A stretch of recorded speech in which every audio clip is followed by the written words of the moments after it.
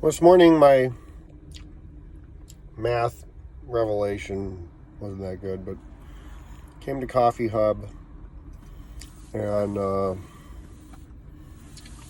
worked with two opposing direction number lines. And I realized certain sequences, even when you shift one of the lines, always returns the same number in the middle. You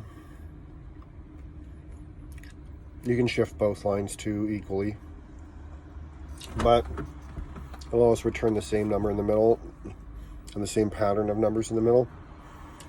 Some number lines don't. They're fucked up. And it made me realize that there's kind of like a correlation between human DNA. You'll only get the same number pattern if they're shifted to the right place, and then they'll give you the same answer or a consistent answer.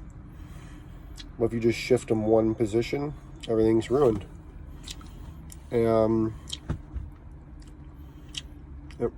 just makes me realize, like, there is a very strong mathematic cause to every human and every human's personality and characteristics. If we understood that better, we would be able to understand ourselves better. Personally, I feel like this is the first time I've ever felt a little tired of just visiting coffee shops. You know, here I'm pretty much homeless and I go to coffee shops all the time, and it's fine. And I'm really not even that burned out, but just a tiny little bit. It's the first time I've even made a commentary. Like, I'm kind of tired of visiting coffee shops in the morning. And then that made me realize, when I was following God's lead and I was just being a good servant, living out of a servant's heart, stewarding every single thing that he brought my way, even if it wasn't like on a focused goal or agenda. I would just use my gifts and talents to help people. My company was Ingenious Solutions, beating technology into submission and laying waste to disobedient operating systems since 1989. That was my business motto. It was what I did the whole time I dated Anita and stuff.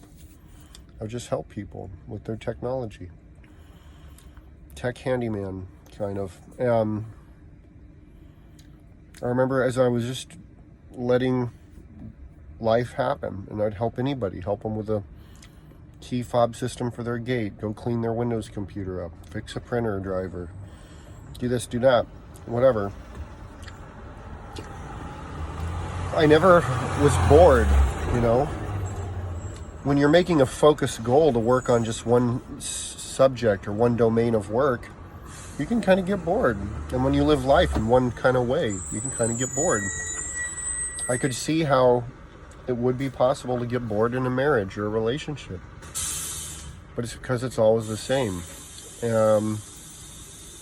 When you let God lead you and you live organically, and you're not leading the show, causing an over-focusing in one thing, you're probably not going to get bored. It'd be really hard to get bored.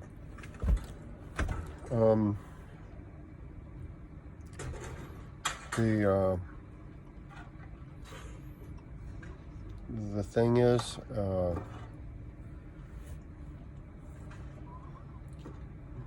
life's just a very full-bodied experience. It's got a lot of numerically originated complexities.